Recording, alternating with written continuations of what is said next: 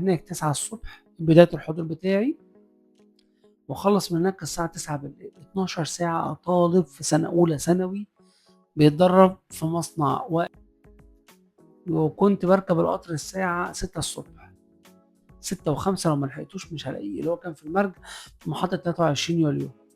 تاني مش عارف المحطة دي موجودة ولا لأ، أصحابنا اللي من المرج بيقولوا لي لسه المحطة دي موجودة ولا لأ. وانزل أبو زعبل واركب ال عربية اللهم صل على النبي، النص نقل بتاعت حتة اسمها عكرشة، أنا فاكر عكرشة، أيوة كان اسمها عكرشة.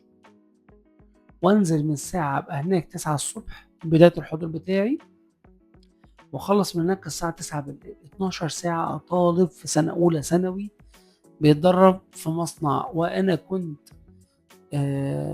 من سكان عين شمس، فكنت بروح المشوار ده كله